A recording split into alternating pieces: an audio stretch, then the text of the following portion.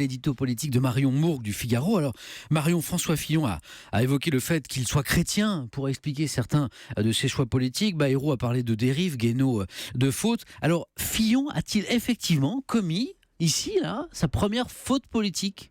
Alors, une faute politique, non, mais sûrement une maladresse. On a vu que ça avait fait du bruit toute la semaine.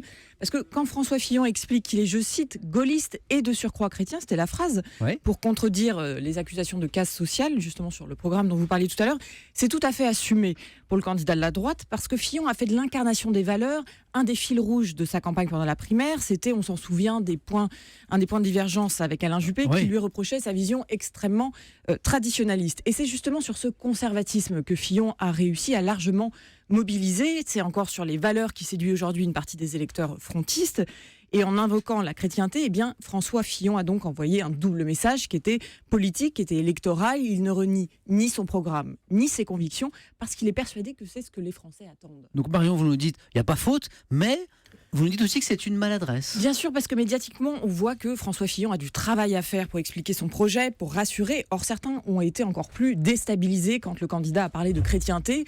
Vous en avez parlé, François Bayrou ou Henri Guénaud, qui lui ont reproché un mélange de déplacé entre politique et religion. À l'inverse, pour les amis de François Fillon, comme Bruno Retailleau, il faut arrêter avec cette conception de la laïcité qui reviendrait à renier ce que l'on pense et, je cite, à cacher ses convictions dans les catacombes. Mais là, c'est vrai qu'il y a vraiment maladresse parce que Fillon sacrifie aux exigences du rassemblement avec une partie des sarkozystes, des juppéistes et des centristes qui en clair le trouvent trop à droite.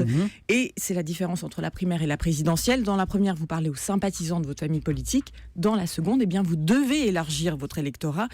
Et face à un candidat qui s'appelle Emmanuel Macron, en forte progression dans les sondages, Fillon n'a pas non plus intérêt à se mettre à dos une partie de la droite et du centre. Et du coup, Marion, est-ce que les fillonistes en ce moment sont inquiets ? Pas du tout. Ils sont convaincus qu'une élection se joue dans la toute dernière ligne droite. Bref, que les mots de début de campagne sont vite oubliés, encore plus quand ils sont assumés. Merci Marion.